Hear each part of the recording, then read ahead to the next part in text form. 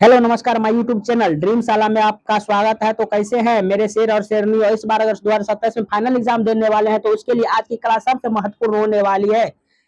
आज की हम हिंदी का सबसे महत्वपूर्ण अध्याय भारत से हम क्या सीखे हैं, 100 ऑब्जेक्टिव लेकर आए हैं, जिसका हम महासंग्राम कराने वाले हैं। बच्चों, आज की क्लास के आपके बोर्ड एग्जाम में सीधे प्रश्न देखने को मिलेगा, और हम क्लास के अंत में आपको पूरी क्लास का पीडीएफ फ्री नोट भी मिलेगा, और उसमें आंसर शीट भी रहेगा। तो जल्दी से अपना पेन और पेपर लेकर बैठ जाइए। तो अपने दोस्तों को शेयर कर दीजिए और कमेंट में लिखिए, क्या आप सब तैयार हैं।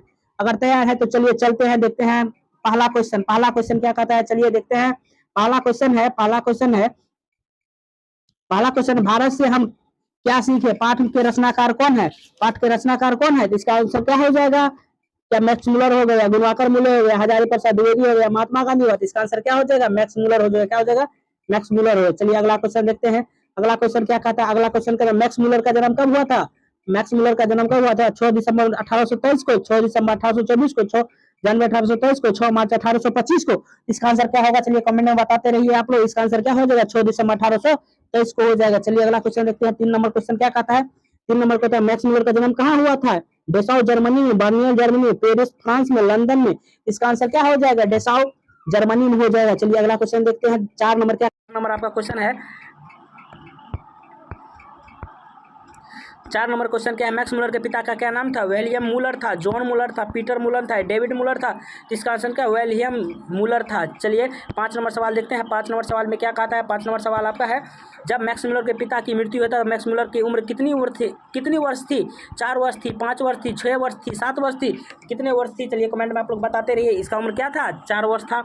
चलिए 6 नंबर सवाल देखते हैं। 6 नंबर सवाल में क्या कहता है। मैक्स मुलर को वेदांतियों का भी वेदांती किसे कहा गया है। स्वामी विवेकानंद को, महात्मा गांधी को, डॉक्टर भीमराव अम्बेडकर, रविंद्रनाथ टैगोर को। तो इसका आंसर क्या हो जाएगा। चलिए कमेंट में आप लोग फटाफट बताते रहिए। इसका आंसर क्या हो जाएगा, स्वामी विवेकानंद हो जाएगा।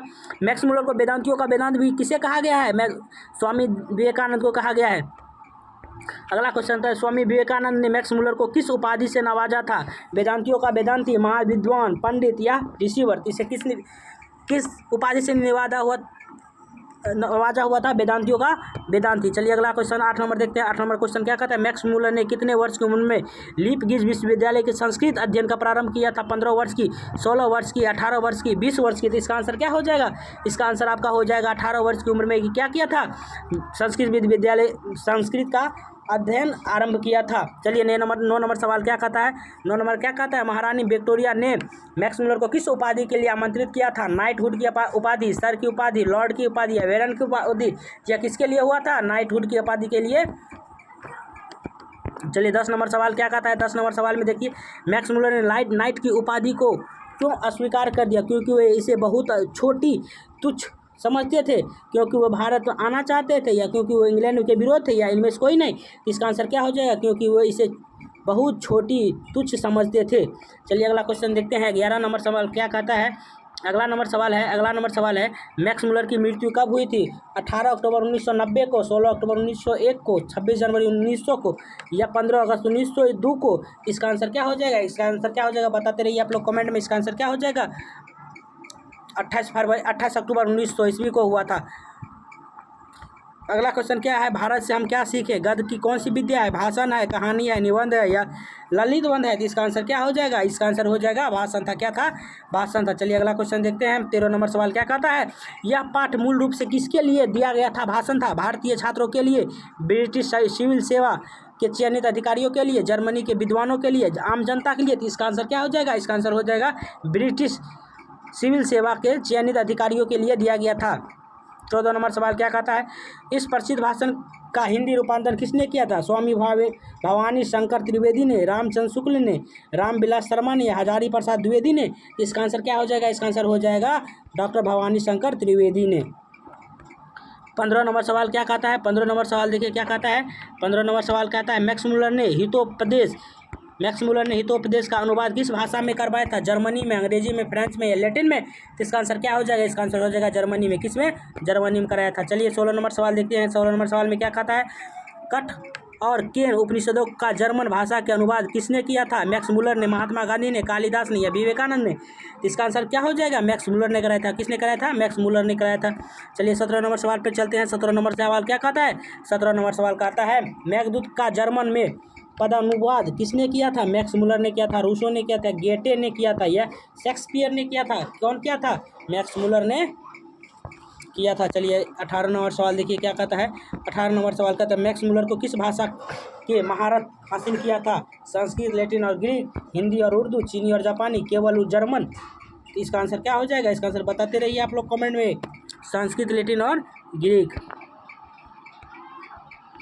मैक्स मुलर का दृष्टिकोण कैसा था? संकुचित था, विश्वव्यापी था या जातिवाद था या उग्र राष्ट्रवाद था? इसका आंसर क्या हो जाएगा? इसका आंसर होगा विश्वव्यापी और उदारवाद था। चलिए 20 नंबर सवाल देखते हैं। 20 नंबर सवाल में देखिए क्या कर रहा है। लेखक के अनुसार सच्चे भारत का दर्शन कहाँ से हो सकता है? भारत के गाँवों में, दिल्ली में, मुंबई में या कोलकाता में? इसका आंसर क्या हो जाएगा? भारत के गाँव में हो जाएगा। 21 नंबर सवाल देखिए क्या कह रहा है। लेखक के अनुसार सर्वाधिक संपदा और प्राकृतिक सौंदर्य के परिपूर्ण देश कौन सा है? भारत है, यूनान है, रोम है, अमेरिका है? तो कौन है? भारत है, अपना देश भारत है। बताइए 22 नंबर सवाल का दारिश क्या है? सोने का प्राचीन सिक्का, चांदी का सिक्का, एक देवता का नाम या एक धार्मिक? इसका आंसर क्या हो जाएगा? 22 नंबर सवाल का क्या हो जाएगा? सोने का प्राचीन सिक्का। तो चलिए 23 नंबर सवाल देखते हैं। देखिए 23 नंबर सवाल में क्या कहता है। 23 नंबर सवाल में कहता है 23 नंबर सवाल वैरन हेस्टिंग को वाराणसी के पास कितने दारिश नामक सोने के सिक्के मिले थे? 172, 150, 200 या 182? इसका आंसर क्या हो जाएगा? इसका आंसर हो जाएगा 172 मिला हुआ था नामक सोने के। दारिश नामक सोने के कितने सिक्के मिले थे? 172 का मिले था। 24 नंबर सवाल क्या कहता है। वैरन हेस्टिंग ने उन सोने के सिक्कों को क्या किया? अपने पास रख लिया, ईस्ट इंडिया कंपनी के डायरेक्टर को भेज दिया, वाराणसी के लोगों में बांट दिया, गंगा में बहा दिया? वह क्या किया था? बताइए वह क्या किया था? वह क्या किया था? ईस्ट इंडिया कंपनी के डायरेक्टर को भेज दिया था। 25 नंबर सवाल देखिए क्या कह रहा है। 25 नंबर सवाल कर रहा है ईस्ट इंडिया कंपनी के डायरेक्टर ने उन ऐतिहासिक सिक्कों को क्या किया? म्यूजियम में रखा, उन्होंने गला दिया, बेच दिया या वापस भारत भेज दिया? तो क्या किया था? उन्होंने गला दिया था। चलिए 26 नंबर सवाल क्या कहता है। दारिश सिक्कों को नष्ट होने से वैरन हेस्टिंग को क्या हुआ था? बहुत और गलीन हुई थी, बहुत खुशी हुई थी, कोई फर्क नहीं पड़ा, वो अमीर बन गए। इसका आंसर क्या हो जाएगा? बहुत दुख और गलीनी हुई थी। देखिए 27 नंबर सवाल क्या कहता है। वैरन हेस्टिंग कहाँ का गवर्नर जनरल था? भारत का था, श्रीलंका का था, यूनान का था, मिस्र के था? तो वो कहाँ के था? भारत का था। वैरन हेस्टिंग कहाँ का गवर्नर जनरल था? तो कहाँ का था? भारत के था। चलिए अगला क्वेश्चन देखते हैं। वाराणसी के पास सिक्कों से भरा घड़ा किसे मिला था? वैरन हेस्टिंग को, लॉर्ड विलियम बेंटिंग को, सर विलियम जोन्स को, रॉबर्ट क्लाइव को? किसे मिला था? वैरन हेस्टिंग को मिला था। चलिए अगला क्वेश्चन देखते हैं। सब 29 नंबर क्या कहता है। शहनावा के रचनाकाल क्या माना जाता है? 11वीं, 10वीं और 11वीं सदी, 7वीं, 8वीं सदी, 4वीं, 5वीं सदी या 15वीं सदी? किसे माना जाता है? 10वीं और 11वीं सदी को शहनावा का रचनाकाल माना जाता है। 30 नंबर सवाल कहता है शहनावा के लेखक कौन है? फिरदौसी था, अमीर खुसरो था, अलबरौनी था या कबीरदास था? इसका शहनावा को कौन था? फिरदौसी था। शहनावा के लेखक कौन थे? फिरदौसी था। शहनावा का लेखक कौन थे? फिरदौसी था।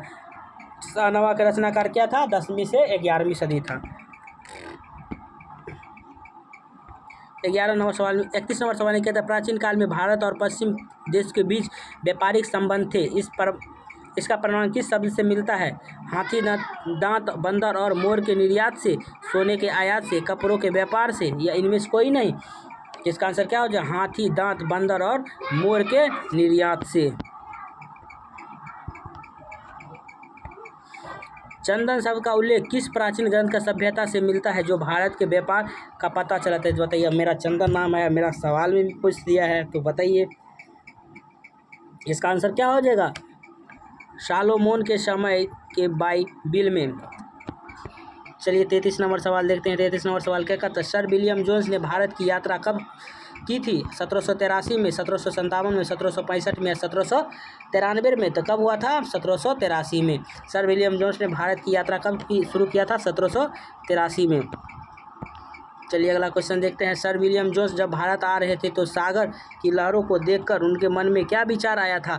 भारत के प्राचीन संस्कृति को जानने की उत्सुक था, डर की भावना था, व्यापार करने का लालच था, वापस जाने की इच्छा थी? इसका आंसर क्या हो जाएगा? इसका आंसर हो जाएगा भारत की प्राचीन संस्कृति को जानने की उत्सुकता थी। चलिए 35 नंबर सवाल देखिए क्या कह रहा है। मैक्स मूलर के अनुसार भारत की सबसे प्राचीन भाषा कौन सी है? संस्कृत है, प्राकृत है, पाली है, अपभ्रंश है? इसका आंसर क्या हो जाएगा? इसका आंसर आपका हो जाएगा संस्कृत था। मैक्स मूलर के अनुसार भारत की सबसे प्राचीन भाषा संस्कृत था। अगला सवाल देखिए लैटिन भाषा के इंग्लिश और संस्कृत के अग्नि को क्या समानता है? दोनों का अर्थ आग और दोनों का भाषाई समानता है, दोनों अलग अलग है, दोनों का अर्थ पानी है, इनमें से कोई नहीं। तो इसका आंसर क्या हो जाएगा? इसका आंसर हो जाएगा दोनों का अर्थ आग और हम दोनों भाषाई समानता है। चलिए अगला सवाल 37 नंबर देखते हैं। 37 नंबर क्या कहता है? ग्रीक भाषा के थियोस का अर्थ संस्कृत के किस शब्द का सम्मान है? देव और देवस का, मनुष्य का, अग्नि का, भूमि का? तो इसका आंसर क्या हो जाएगा? इसका आंसर होगा देवस का। क्या हो जाएगा? देवस का। अगला क्वेश्चन देखिए क्या कह रहा है। मैक्स मूलर ने इंडो यूरोपियन भाषा के अध्ययन को क्या नाम दिया था? तुलनात्मक भाषा विज्ञान, ऐतिहासिक विज्ञान, समाजशास्त्र या पुरातत्व? इसका आंसर क्या हो जाएगा? इसका आंसर हो जाएगा तुलनात्मक भाषा विज्ञान। चलिए अगला क्वेश्चन देखते हैं। 39 नंबर सवाल क्या कहता है? 39 नंबर सवाल आपको क्या कहता है? 39 नंबर सवाल कहता है पारसियों का धर्म का क्या नाम था? जरथुस्त्र, बौद्ध धर्म, जैन धर्म या सनातन धर्म? इसका आंसर क्या हो जाएगा? जरथुस्त्र। क्या हो जाएगा? जरथुस्त्र। 40 नंबर सवाल देखिए क्या कर रहा है। 40 नंबर सवाल कर रहा है प्राचीन यूनान और रोम की तुलना में भारत का कौन सा पक्ष अधिक समृद्ध रहा है? आध्यात्मिक और दार्शनिक पक्ष, सैन्य शक्ति, औद्योगिक शक्ति या भौगोलिक आकार? इसका आंसर क्या हो जाएगा? आध्यात्मिक और दार्शनिक पक्ष। क्या हो जाएगा? आध्यात्मिक और दार्शनिक पक्ष। मानव विज्ञान का अर्थ पाठ का संदर्भ में क्या है? नृत्य विज्ञान, मानव शास्त्र, जीव विज्ञान, भौतिक विज्ञान या वनस्पति? मानव विज्ञान किसके अंतर्गत संदर्भ में आता है? तो ये किसके संदर्भ में आता है? तो आप ही लोग बताइए किसके संदर्भ में आएगा? मानव शास्त्र के अंतर्गत आएगा। चलिए अगला क्वेश्चन देखते हैं।